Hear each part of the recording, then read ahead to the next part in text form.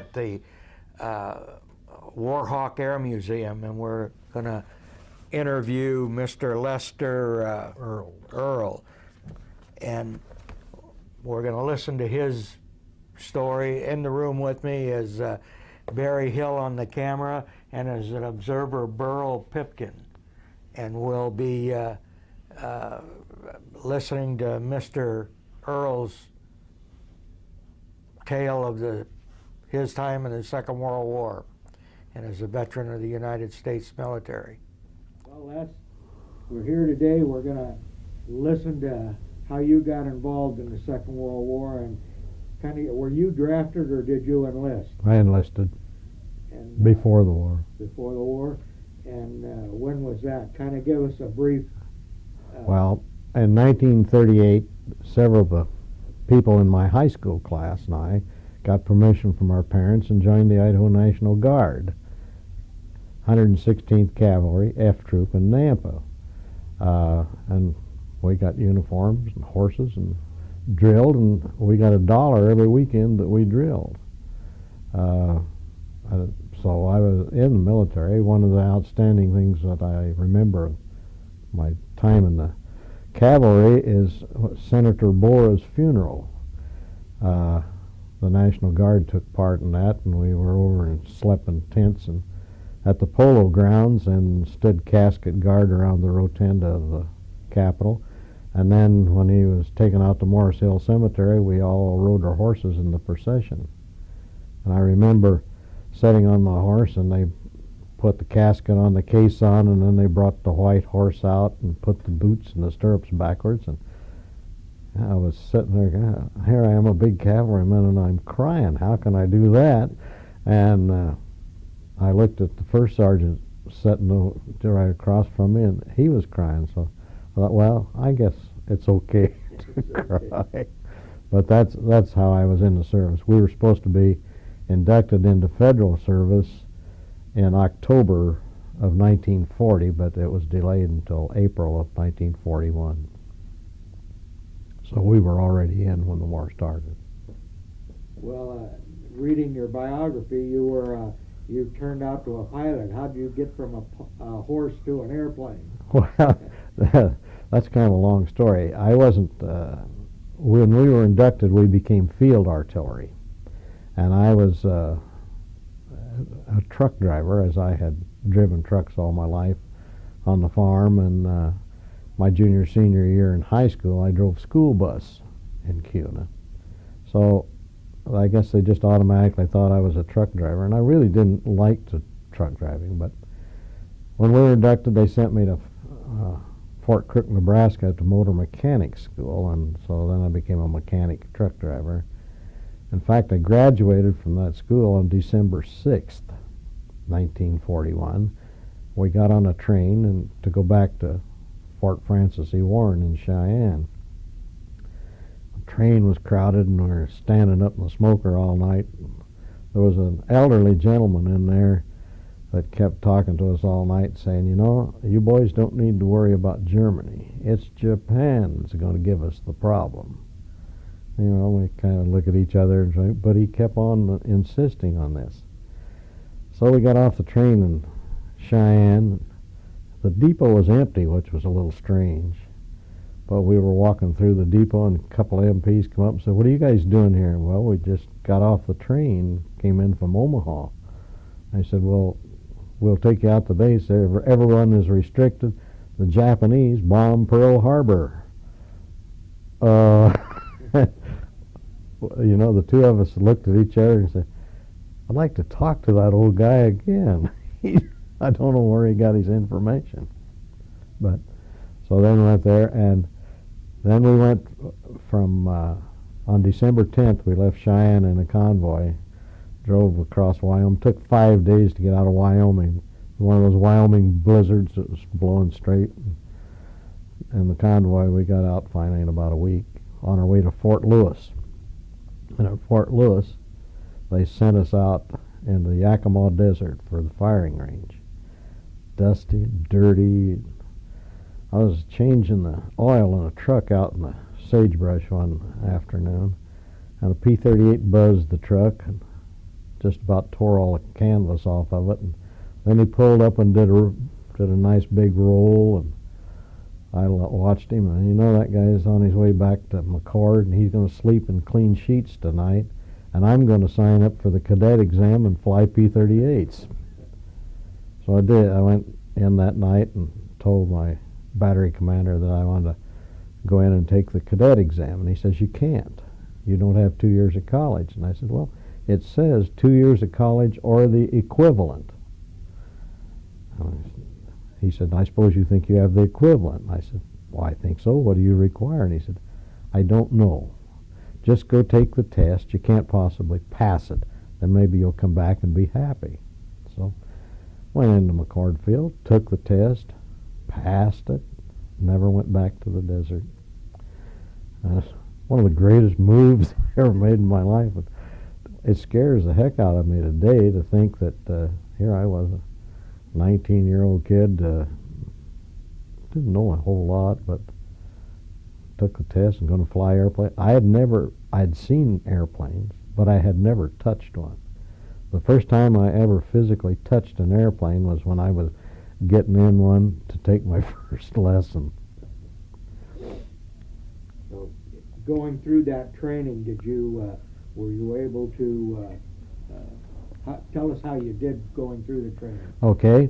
Well, we had pre-flight training, which was basically the course that they give to these college graduates for OCS training. Well, since we had all the squadron I was in pre-flight were people who had a year or more in active duty in the military. They were all former enlisted people. So we skipped a lot of that, and we got to cut it short by a month because we had all the marching and everything. But it was there that I decided I had really done the right thing going into cadets. Every one of them was eager to do well and really wanted to get through the course and really fly airplanes. So there was absolutely no griping and moaning and saying, God, I want out of this outfit. And, you know, it was just a whole new thing. Everybody was working hard and cooperating. It's kind of like a whole new life. And then after that short training in the 1st of January, we were split up and went out to primary schools. And I was sent to Dos Palos, California, which is in the San Joaquin Valley near Fresno. Eagle Field, it was a civilian operation there, and all civilian instructors and everything. We flew PT-22s, which were single engine, 5-cylinder Kenner engine, open cockpit, and but, oh God, just walking out to that flight line and seeing those airplanes and walking around it. And then when I got in to go for my first ride, I knew that was what I wanted to do. It was a little clumsy. I had a helmet, and there was a hose, went from the front cockpit to the rear cockpit, and it had a Y in it, and you hooked that to your helmet. The hose in the front cockpit had a funnel in it, and the instructor talked to you through the funnel. And but we took off and flew around the first time, and I was hooked. I had to do that. But the instructor I had was probably one of the most miserable individuals that ever lived. No matter what you did, he'd say, put your head between your knees, and you do that, and then he'd push the stick forward and jerk it back and bang you on top of the head 4 or 5 times every time you were out. And after about 10 days, there was 3 of us. This instructor had 3 of us. He lined us all up, and he says, none of you will ever solo, so I'm sending you for your washout ride now. Boy, was I dejected. So I went down and talked to this check pilot, who was an elderly gentleman that had flown in World War I. And he said, you all 3 here for a washout ride? Yeah. Who's your instructor? And we told him. He said, oh, well, he said, I'll take you for a ride today, and we'll get you through this. And so I went out with him that day, and we flew around, and he gave me a few pointers, and then we shot 3 landings, and he said, "Stop and let me out right here." And he said, "Nah, you make 3 more landings like that, and that'll be it for today, and then we'll talk." So I soloed. Gee, that's pretty good. I learned more today than I did in the previous 10 days. Then that night he says, "Well, fellas, I know your problem, but there's nothing I can do about it now. But," he said, "you do the best you can with your instructor. I'll see you over Friday, and we'll get you through this." So we pooped around for 4 days a week, and then on Friday took a good lesson, and that way got through primary training. Then we went to basic training, which that took 2 months that we were in primary. And then we went to Chico, California, north of Sacramento, and there I had the greatest instructor that ever lived. It was great, and we had the BT-13, which was much bigger, and it was enclosed and tandem seating and airplane, and it had a big round engine and sounded bigger and louder. It was really getting with the program. So anyhow, but I didn't have a bit of trouble in basic. But everywhere we went, and cadets, they'd ask us the 3 airplanes our choices to fly by preference. Every time I'd put down number 1, P-38, number 2, P-38, and number 3, P-38. And so when we finished basic training, the squadron commander said, "Well, Mr. Earles, let's see what we're going to do for advanced." He flipped through a couple times, and he said, "Well, I guess if you won't fly anything but P-38s, you're going to have to go to Williams Field, Arizona. That's where they are." And so everything was working really well. So I went to Williams Field, and our airplane there was a AT-9. Was an ugly airplane built by Curtiss, and twin engine, side-by-side seating. And when I sat down and I looked up, and there was a window in the top.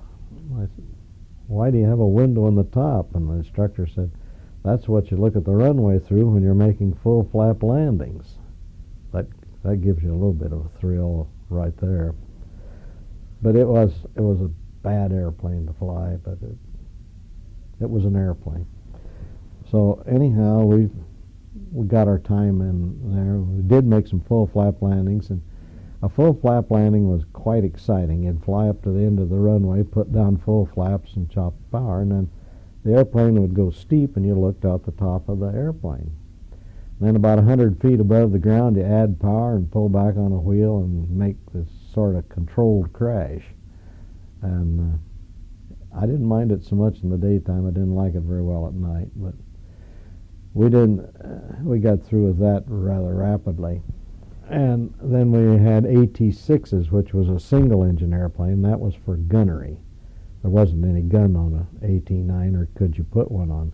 They tried it, and the couple instructors went out and tried to do some strafing on a ground target. And they'd dive on it, fire, and then when they'd pull up, the airplane would stall out and land behind the target with the wheels up.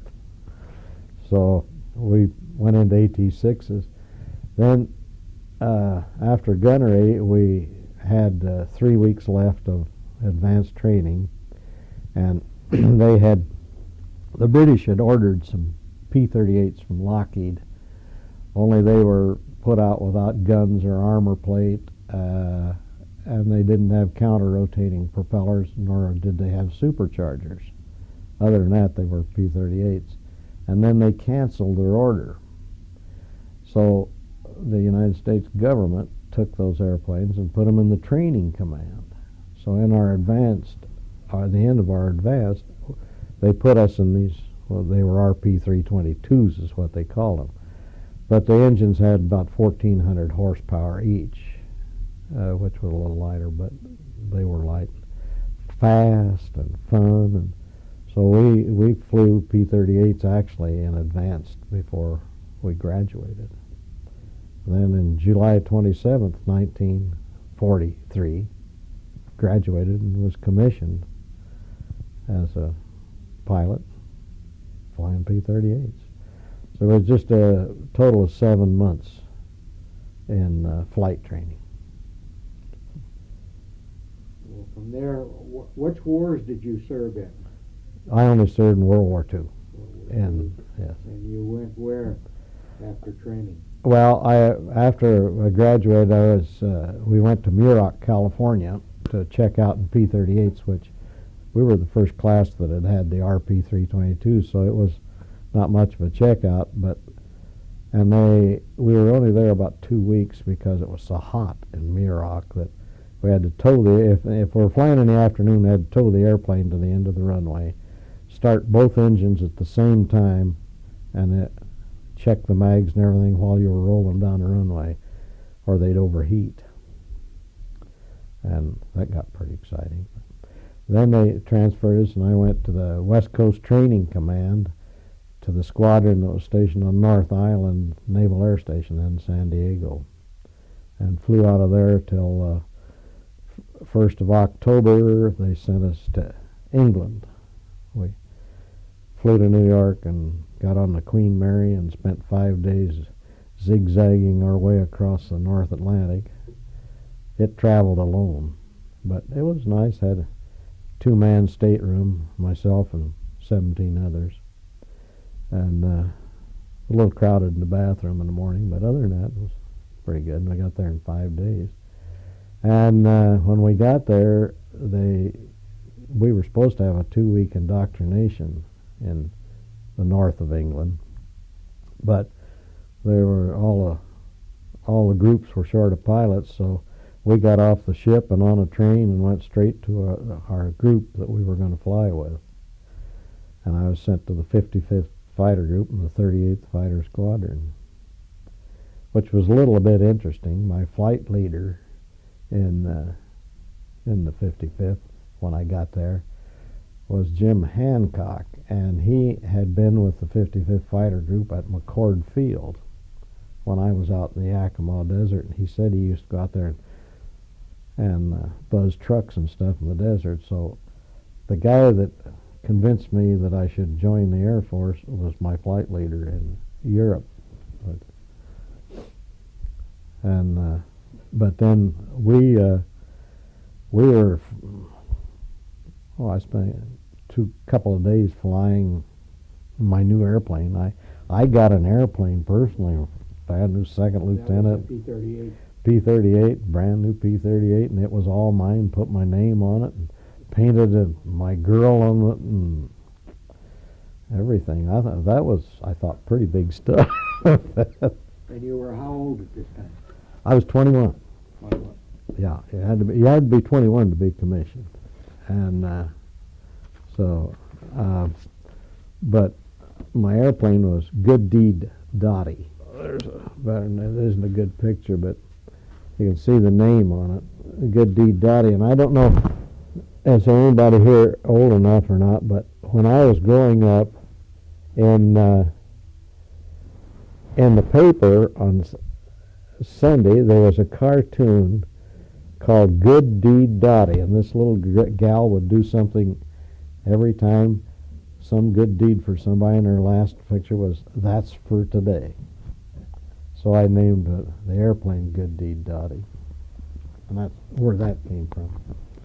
But in England we were flying, and November and December were kind of skinny on missions because the weather was so rotten you couldn't get off the ground. It was fog and rain, and it was the same way on the continent. And so we did very little, but in January then we kind of cleared up and we started flying quite regular. And it was... What, you say flying missions, what were your missions? Our missions mainly at that time were escort missions. We were escorting the bombers. to targets in Europe. Bremen, Kiel, Regensburg, Schweinfurt, and that was mostly it. Sometimes we'd have rodeos into France to beat up air bases and that sort of thing, but basically it was escort missions, and that they were tough, they were long, and they were cold. The outside air temperature would hit 75 below at about 25,000, 30,000 feet. And we were flying 34, 35,000 above the bombers. And it wasn't a good place for P-38. The engines had oil-regulated turbos. And at those temperatures, sometimes the oil would congeal in the regulator, and then your engine would be drawing full emergency power or none. And when it would jump to that emergency power and low RPM, it would bend the rods. So you can just depend that sometime in the next 4 or 5 hours, the engine would throw rods out through the side of the block. So, what engine was that? as Allison engines with turbo superchargers. And two of them, they had 1,700 horsepower. Yeah. But the airplane was also heavy at that altitude. The air was thin and not as maneuverable as it might have been.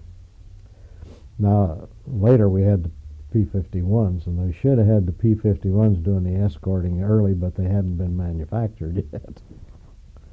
And compare the two airplanes for me. They both had their uses and both had their good things and bad things. The P-38 had a cold cockpit, and the engines weren't right for that altitude. Below 20,000 feet, the P-38 would do anything the P-51 would do, and most things it would do better. The firepower was much better. The P-51 could get up to 35,000 maneuver. The cockpit was warm, and the P-51 had more range, a longer range. You could lean back a P-51 far enough, and with a fuselage tank you could get 14 hours of flight time, and that's more than the body can stand. I flew one mission in P-51 one time, was up in the air 11 hours and 40 minutes. All right. Okay, let's see. We were in escort missions, and the P-51 would have been the greatest thing in the world for those escort missions because it had more fuel and had all the fuel in the world you could do. But as a fighter, the firepower wasn't as good on it as it was on the P-38. The P-38 had 450 calibers and a 20 millimeter cannon, all in the nose. And at 200 yards, it would fill the bottom of a wash tub. So it was good. The P-51 had 350 calibers in each wing, and the only heavy concentration would be out at about 200 yards. And when you were strafing something, it was just for a second that you had. The rest of the time they were kind of spraying around. So in that respect, the P-38 was a whole lot better for strafing and that sort of thing. And with low level, it would turn to the left. It would turn with the P-51. To the right, it would outturn a P-51. To the right, the torque on the P-51 would make it difficult to turn to the right. So the P-38 had no torque, counter-rotating props, so you could stand it up and turn steeper. But so anyhow, when you try to figure out which is the better airplane, the P-51 or the P-38, it's just one of those things. What you like better, blondes or brunettes? I loved them both. I guess I was partial to the P-38 because I had a lot more time in it. it was more fun. Tell us a little bit about one of your better days while you were running these missions. And Better days? Well, one was about the same as another, but I remember my worst day very well. well, tell us about that one then. We got up one morning and there was 7 of us in this Quonset hut. It's supposed to be 8, but we'd lost one a week or 2 before. So the 7 of us got up in the morning and went down, had a big breakfast, went to briefing, and then went on this mission. And it was a sweep. We were just making a sweep into Belgium and that area, just see if we could get some 109s to come up, and we were going to shoot them down. Well, we got sort of a shock. All of a sudden there was German airplanes everywhere you looked, and there was all kinds of estimates. Some said there was 48 of us, and some people said there was 120 Germans. One guy said no, there was 140 or 50, and some said no, there was only 60. All I know is that everywhere you looked, there were German airplanes. Every single engine airplane up there was a German, because we were all P-38s. And we went round and around. The fight probably didn't last more than 10, 12 minutes, which was very long.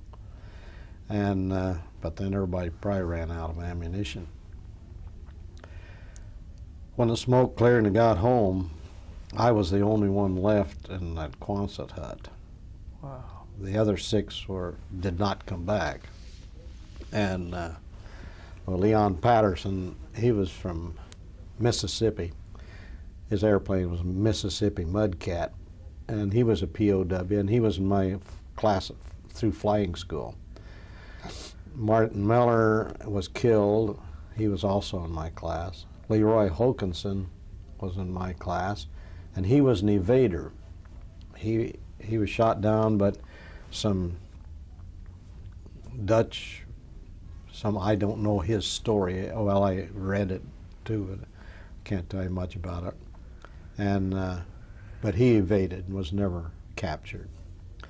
And then Levy, Steiner, and Fisher were killed.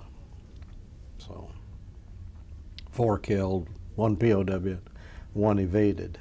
Wow. And I come back and I was sitting in the Quonset hut looking around and said, geez, it's going to get lonesome in here. And the squadron CO and operations officer, this Jim Hancock and Mark Shipman, came by and said, well, come on, Buck, we're going to have a drink and some dinner. I don't remember having dinner. I mean, we may have, but I don't remember. When I woke up the next morning, I was in Hancock's Quonset hut. He had an extra cot in his room, and I was in it, and he was shaking me at about 6 o'clock in the morning, and he said, get up. We've got to go to breakfast. You got a hell of a lot of work to do today, and I'm not flying any damn mission today. And he said, no, but he said, today you are a flight leader, and you've got 8 new pilots coming in today, and you got to get them suited up and airplanes assigned and get them indoctrinated and show them the area and get them ready, because day after tomorrow you're going to take 3 of them on a mission, and I'm going to take 3 of them on a mission. So, you know, didn't have time to think about it, and that changed me quite a bit. I learned that when you lose friends, they're gone, but life goes on. You don't stop. We didn't have time to stop and mourn, so I guess we just didn't. It wasn't that we didn't miss them and feel bad, but we learned to just go with the flow. So I became a flight leader that day, and Harold was a 2nd lieutenant, and suddenly I was a 1st lieutenant. Were you awarded any citations or medals? I got 4 air medals, 2 distinguished flying crosses, 4 theater ribbons, and the European theater ribbon with 4 battle stars. Tell us about the Distinguished Flying Cross. How was that awarded? Well, the one was awarded for the test flying on a droop snoot, which, and it was too late in the war when they got the development of this droop snoot. Tell us a little bit about that. Well, the droop snoot was a P-38, and what they did is they took all of the that picture one. They took all of the guns out and put a glass nose on it and a Norden bomb sight in the nose. Here's another picture of one. And I had a bombardier up there, and he'd fly with a group of P-38s, 48 P-38s, and when you get to the target area, they'd all come in close and drop on the bombardier's command, which was pattern bombing. But see, we could take a bunch of pattern bombs for a small area and crew of one in each airplane, and it worked out quite well then. But we really got going on it just before the invasion, and then we didn't have as much need for it after that. But it would have been a good thing if we could have had it a year earlier, but we didn't. The first one that came out was with 8th Air Force Operational Engineering, and that's where I flew it and flew the load tests. I had a little problem naming it. There was 2 colonels at 8th Air Force that each of them had an idea what to name it, and then they both knew that that wouldn't be accepted, so they finally settled on FUBAR, but they didn't agree what FUBAR meant. One of them said fouled, all cleaned up, fouled up beyond all recognition, and the other one said no, that's fouled up beyond all repair. So, but it was FUBAR. And I had a bombardier named Bill Stroud, who was flak happy. He'd flown 2 tours in B-17s. He flew a tour in B-24s and a tour in B-26s. And then he was flying another tour in P-38. He didn't want to come home. Why, I don't know. But he was always in a little bit of trouble. One time we were shaking chaff and making a cloud report, and Stroud says, cloud cover, no cloud cover, flak, intense to unbearable. And God, you could just hear B-17 saying, I gotta go home, I got an engine. Well, he caught hell for it, but he always did things like that. He'd flown all those tours and he was still a 2nd lieutenant. Years later I heard that he was in the guardhouse in San Antonio. He decided that by now he should be a lieutenant colonel, so he put on lieutenant colonel's leaves and was running around for a month or 2. But there was another, there was on the side where they put all the bombs and all, for all the missions. We had a wheelbarrow painted on the side with 5 stars in it, because General Eisenhower, when I went from Langford Lodge, Ireland, down to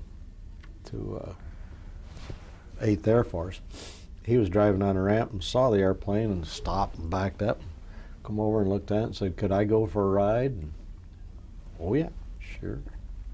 So I took him for a ride in it. And then one day he had to go to Scotland and the airplane was there, and so took him up to Scotland to a meeting. And that was fun. I called the tower for landing instructions and said I have VIP aboard. And they said, what's the highest rank aboard? And 5 stars. 5 stars in a P-38, you know. But it was everything was very quiet.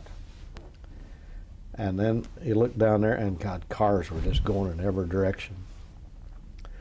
They taxied right up to the tower and got out, and there was all those wheels to meet the general. He started to his car, and he turned around and he said, "You do have a car and driver for my pilot?" And they said, "Yes, sir, we do." I don't think they did, but suddenly one appeared. But he was a grand gentleman. He said, "I want to leave about 2 o'clock." And so I said, "Okay." So I was sitting on the wing waiting for him, and about 5 minutes till 2, a staff car come up, and this major jumped out, and he said, "Captain Earles," he said, "General Eisenhower said to tell you he can't be here till 2:30. That's okay, I'll wait." But he was that kind of guy. Tell us a little bit about how you kept in touch with your family while you were overseas and doing all these things. Well, just by mail. You were still a single man then? I was still single, yeah. Well, I never did ask you if you were married yet. Well, I didn't hurry into it. I didn't get married till I was 39. I was busy, but no, my parents still lived in Cuna, and I corresponded with them. My mother, bless her heart, took her meat stamps one time and sent me a care package with a big can of Spam in it. I said, "Please don't do that again. We have several truckloads of that stuff here." But it was a grand bunch of guys, and it was a great experience. And there were days that were a little hairy, but they weren't all that bad. And I guess I enjoyed it. I don't know if I should have or not, but Was there something you did for a routine that you did for luck or any of that? Carry a rabbit's foot or clover leaf? Or no. Just got up in the morning, huh? You got up in the morning, yeah. And there was, I don't know, some people, you know, and I've never figured it out, but some people knew they were going to die. They said, "I'll never make it through this." And most of those people didn't. That thought never even crossed my mind that I would not make it. I don't know why. I never felt like I was going to get shot down.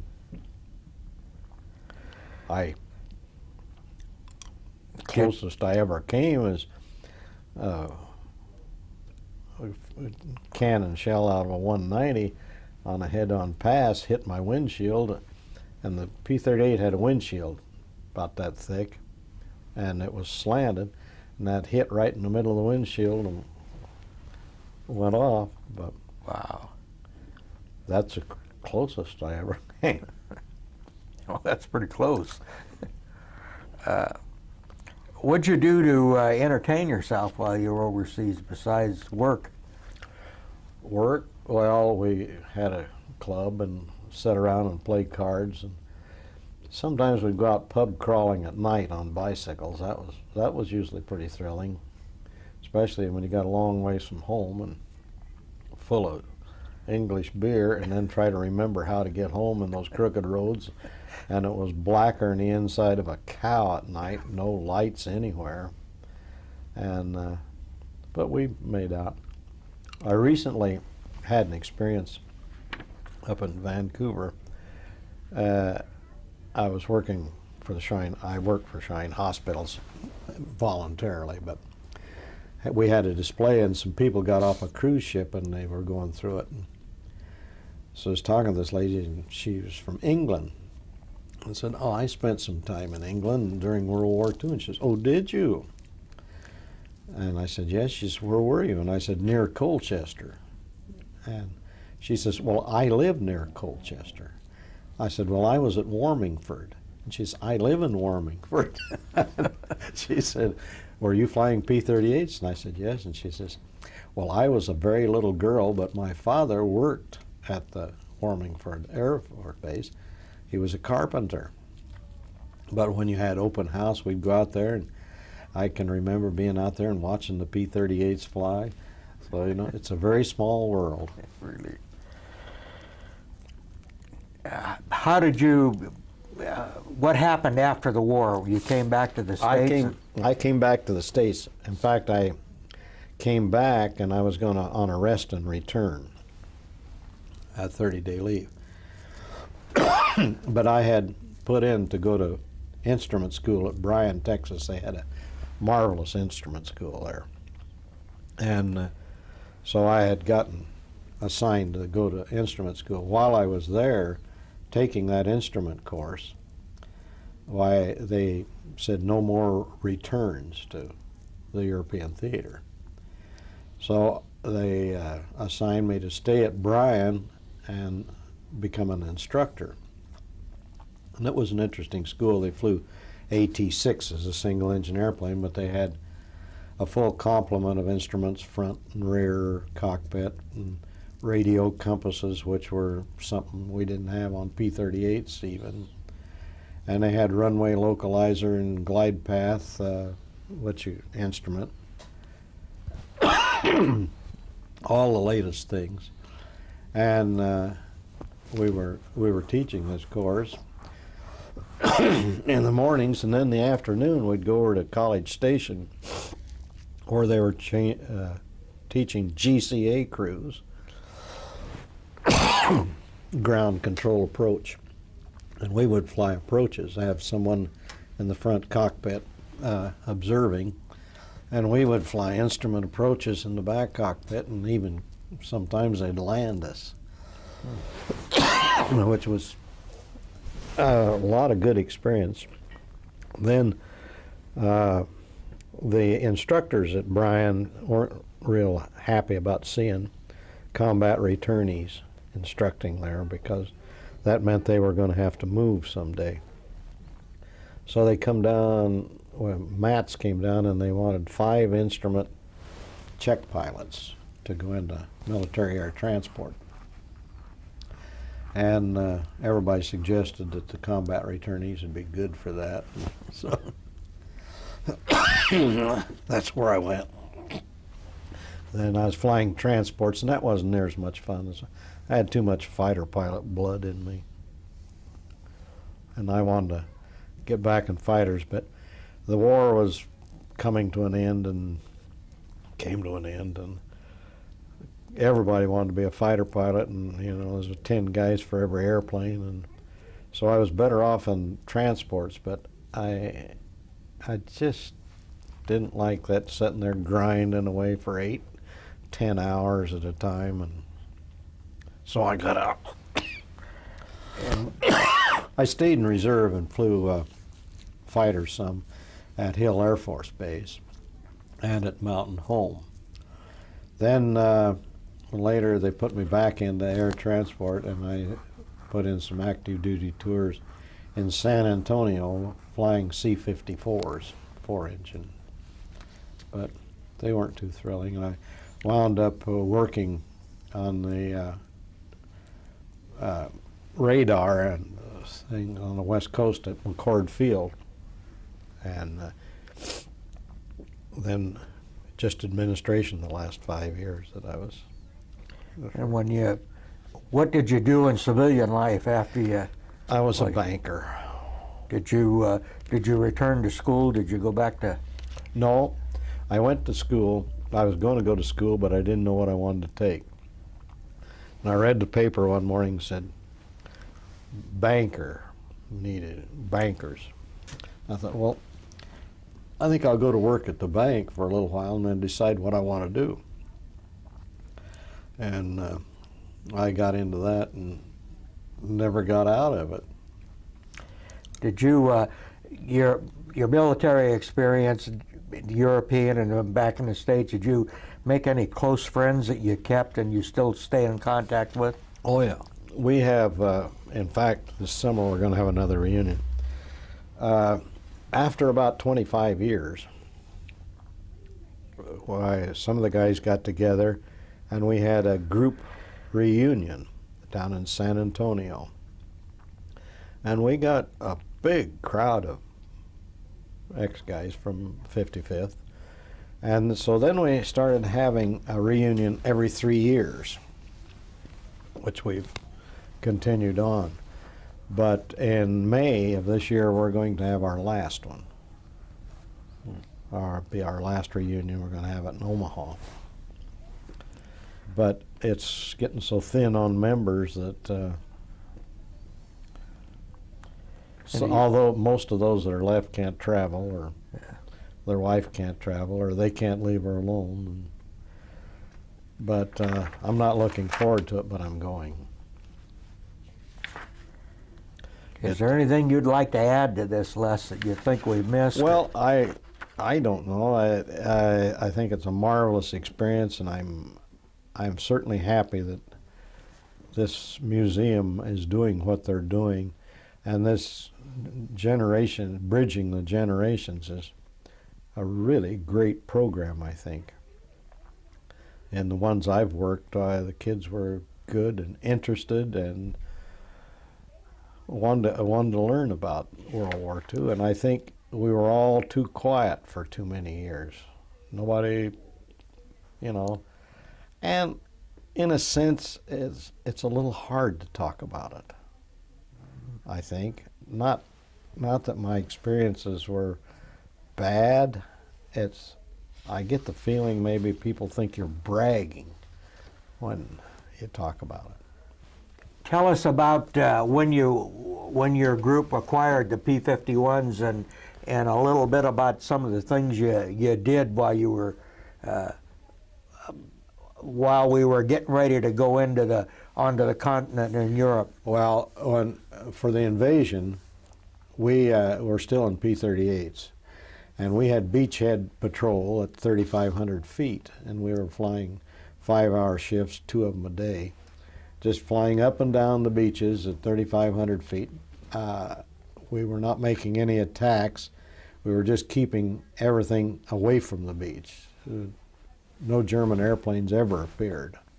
We didn't see a one in the 5 days that we did this. But it was the most helpless feeling of anything I have ever done, watching those landing craft upside down and people storming the beach and dying on the beach, and we were just sitting up there cruising and could do nothing about any of it. I guess we did keep everybody away from the beach, but then it seemed kind of helpless. Shortly after the invasion, toward the end of July, they took the P-38s out of the theater and gave everybody 51s, which was too bad, in the sense that during the latter days, there was a lot of strafing and that sort of thing to do, and the P-38 would have been a whole lot better for that mission. But had 51s and made do with them. And tell us a little bit about this P-51. Well, we got these in 1st of July in 1944, and it had a Merlin engine in it, a 2-stage blower, and with a fuselage tank and external tanks, it would fly forever. It couldn't run it out of gas. But it was entirely different. It was a little touchier. It was pretty exciting when we checked out. They left them there, and we had 2 days to get qualified and take them on a mission. And boy, I tell you, when you take a bunch of P-38 pilots and put them in a P-51 with torque to take off, it was kind of a circus. But they all handled it.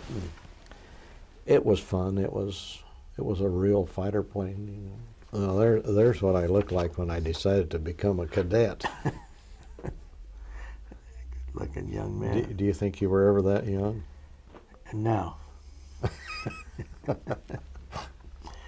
When I left flying school, I had a total of 268 hours and 30 minutes flying time in an airplane.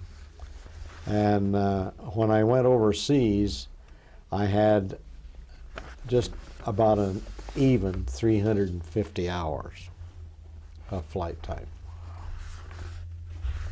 And how many hours did you have at the end when you Well, when I quit? when you got out of the out Well, of the service. when you left the regulars and went into the reserve, the time you had in Europe and flying missions, how many I hours? probably had about 1,200 hours.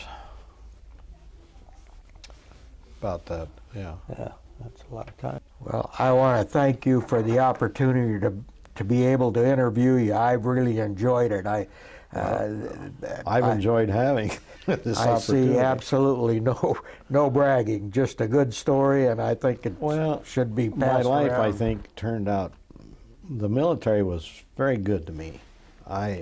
Every part of it. I have no complaints. I didn't like what I was doing at first, but I changed it, and it wasn't a question of putting a square peg in a round hole. I found when I wanted something, you could usually get it, and it certainly worked that way for me.